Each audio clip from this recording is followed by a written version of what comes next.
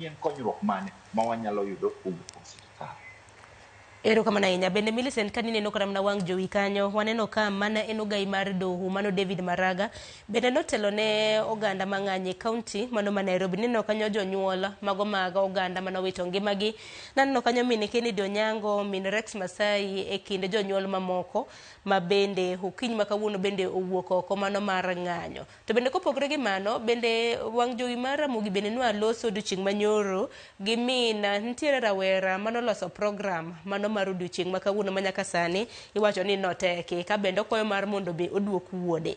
Millicent, kintiere kaunti mano ma Kisumo, ng'anyo ma kama chal ka gima oriwo kweth mopogore opogore. To oganda magwa bende mana kinyalo nywando pachi bende oganda magwa mawuok e gwenge ma Kaluo bende waneno kok ng'any. Odiochieng' maket kod ma higa mokalo waneno ka gwenge magwa ma Kaluo bende nochacho.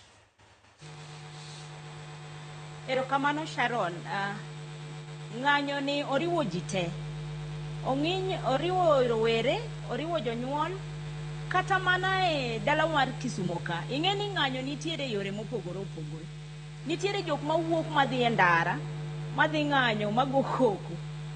Kendo nitiere jok moko machwalo duondgi e yore mag petition. Nitiere jok moko ma be nyalo ng'anyo kaluwore gi weyo timo gimoro ma yande gitimo, to koro gitime e yo moro mopogore. To chutho waneno kanyo ero Maraga ka oluore gi jonyuol gi rawere man kanyo. En wach malit ahinya. Amedo mana siro weche moko ma Seth osewacho, to jowadwa moko bende osewuoyo kanyo. Gima koro miyo rawere manyo kata jalno kaka Maraga manochung' ne doho mar Supreme Court ma koro is retired judge. En wach ni gineno ka gik moko okotimre e yo ma onego timre, to jalni obedo kaka ranyisi mar ng'atno mane okedo ne ratich oganda ndalo mane ne ofis mane entiere no. To chutho iyudo ka jonyuol go ka giwuotho gi bwanani to gineno ka gima nitiere piny nigi geno, kata gitemo siemo ni nitiere kaka inyalo tim yore mopogore opogore. Ywak kata ng'ur maduong' mantie sani ma pod dhi mbele ni ng'ato mane ni ofis mane iluongo ni polis mane onego rit ja Kenya odhi monego nyathi ng'ato to gimosetimne onge. Jogo mane onego bed ni kawo atua mondo gine ni ratich ng'ano ochopo kare bende nindo.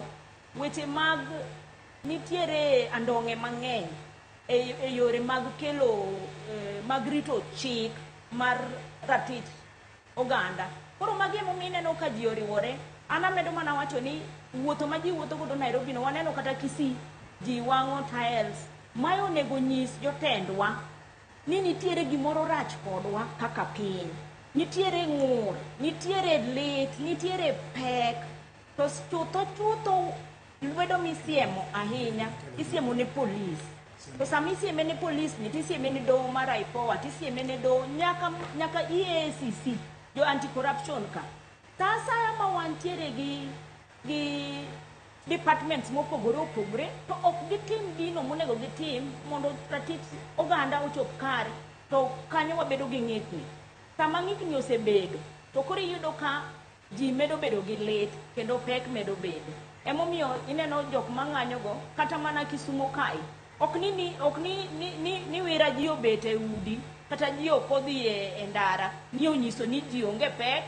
Ji nigi pek lakini giwacho ni ok ochuno nyaka watho. Nikech chutho Sharon, kineno thoge mosebedo e pinywa mar Nyanza ka, sana Kisumbwa ka.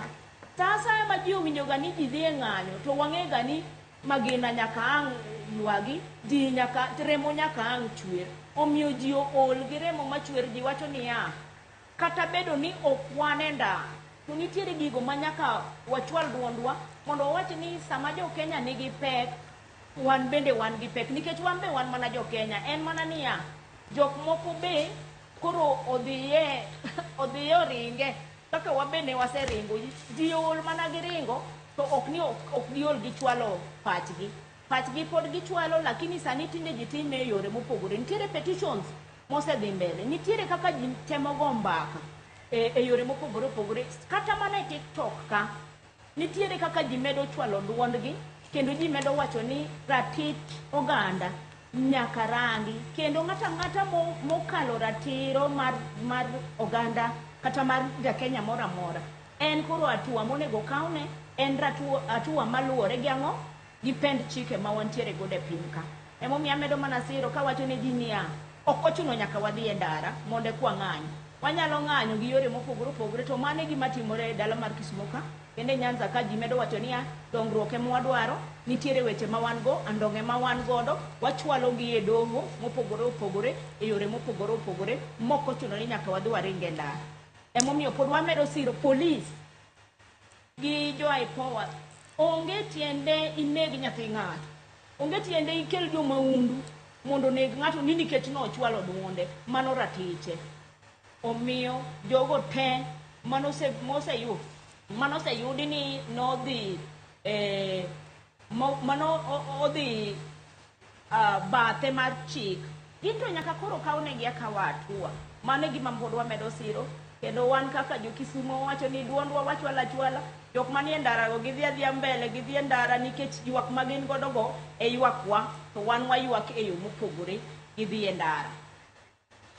Erokamano ahinya. Jok madwa dhi e ndara Kisumo kata Nyanza be watemo nyiso niya, gimoro amora ma gitimo, gitime e yo marito kwe.